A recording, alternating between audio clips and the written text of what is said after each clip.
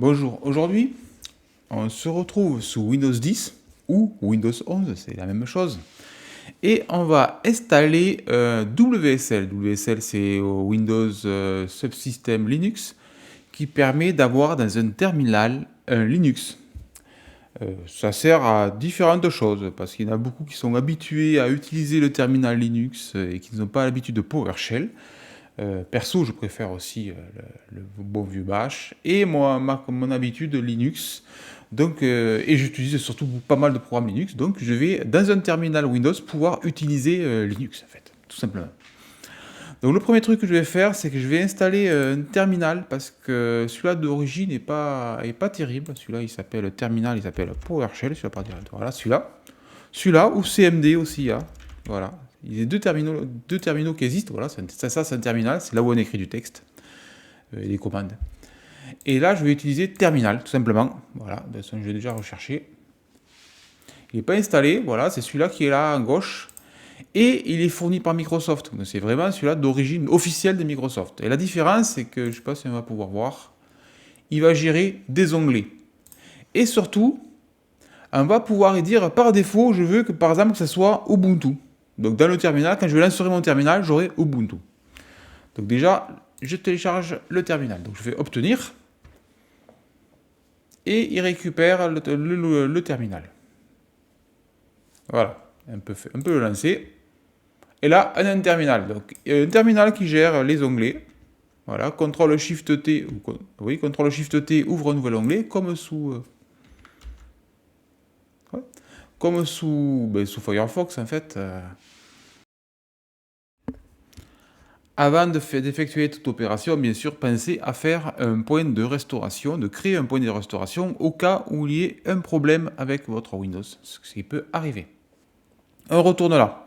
Donc là, maintenant qu'on a notre terminal super avancé qui va permettre d'avoir Ubuntu à l'intérieur, voilà, je vais installer WSL, Windows Subsystem Linux.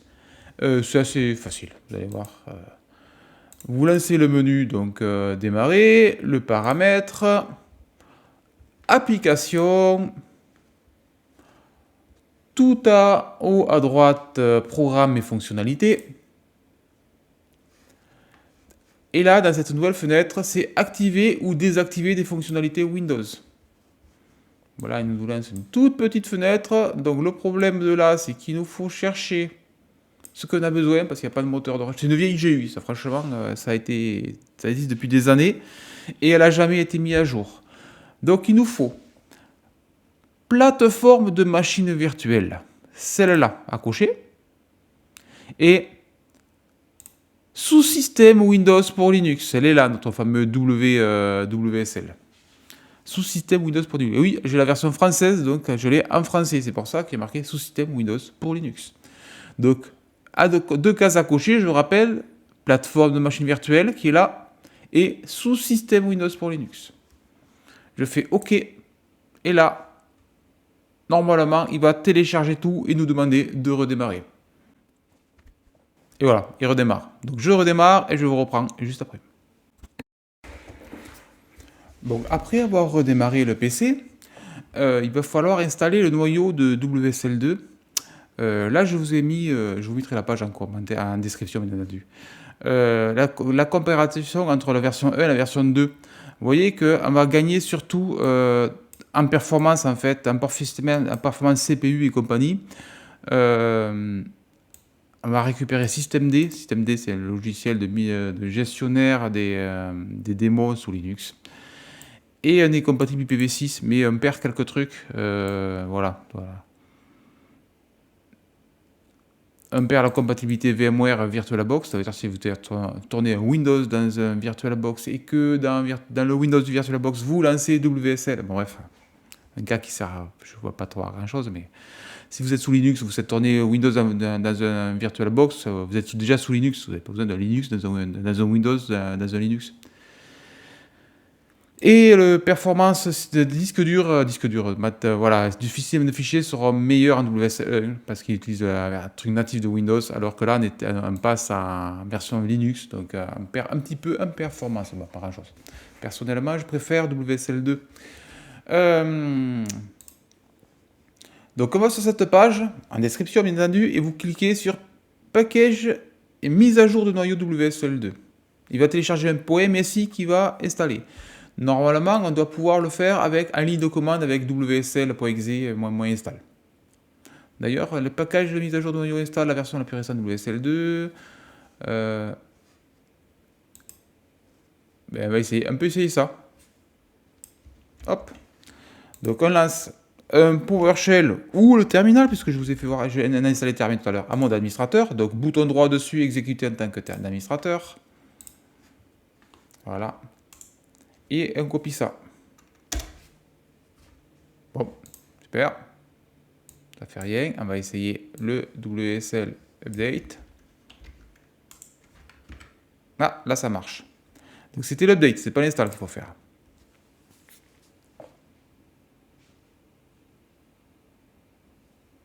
Voilà, une mise à jour. Voilà, donc il fallait faire WSL update. Donc j'ai pris le deuxième, vous voyez, et j'ai fait un administrateur, j'ai installé cette commande. Après avoir lancé la commande WSL update ou télécharger le .msi, c'est pareil, on peut faire cette commande-là. On va passer en version 2 par défaut. Vous pouvez rester en version 1 si vous préférez avoir les features de la version 1, c'est à vous de choisir. Mais bon, moi, là je vais mettre la version 2. Hop. On nettoie le terminal. WSL 7 défaut version 2. L'opération réussit. Donc c'était bien ça. Donc il suffit de taper la commande WSL.exe update suivi de WSL 7 défaut version 2. Et NE version 2.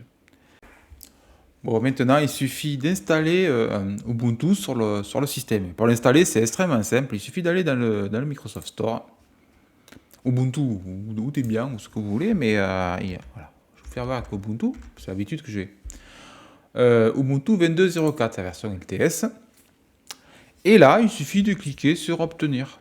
Voilà, donc tout simplement. Je clique sur Obtenir. Et il télécharge Ubuntu, c'est un gros pavé.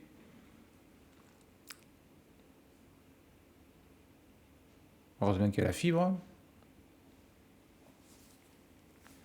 Et voilà, on a Ubuntu d'installer sur le système. Bon, maintenant, il suffit de lancer notre terminal. Truc de tout à l'heure, voilà, terminal. Et par défaut, il a PowerShell. Bon, on mettra par défaut Ubuntu, mais je vais cliquer sur le petit truc déroulé et je lance sur Ubuntu 22.04. Il va nous faire ça. Là, il peut y avoir une erreur. Il peut nous dire, vous devez avoir la virtualisation activée sur votre PC. Si c'est le cas, par exemple, si vous avez une gigabyte, vous tapez gigabyte activer virtualisation et on va trouver soit des vidéos, soit des images, soit des trucs. Voilà, là par exemple celle-là, on voit ce qu'il faut activer. Sous Gigabyte, sur Gigabyte, la virtualisation dans le BIOS, c'est SVM mode. Donc il faut aller dans le BIOS et chercher ça. Voilà, donc, ça dépend des PC. Sur mon HP, là, je suis en train de tourner la vidéo. C'était virtualisation VTX, VTD. Voilà, c'était ça. Il y avait marqué ça dans le BIOS, je l'ai activé et ça a marché. Donc voilà, donc si vous avez une erreur comme quoi la virtualisation n'est pas activée, il faut aller dans le BIOS et l'activer. Et là, ça dépend le fabricant de la carte mère. Donc il faut vous aider de Google pour chercher. Donc là, j'ai lancé 22.04. La première fois qu'il se lance, il va nous demander un login et un mot de passe. Donc on tape un login. Hop. Et je vais taper un mot de passe. Il va le demander 2 fois puisque... Voilà, il faudra s'en rappeler, ça sert si on fait des sudo par exemple. Voilà. Donc j'ai défini un login, un mot de passe et on est connecté avec. Voilà, vous voyez, et je suis bien sur Ubuntu. Le premier truc que je vais faire, c'est que je vais mettre par défaut mon terminal sur Ubuntu. Voilà.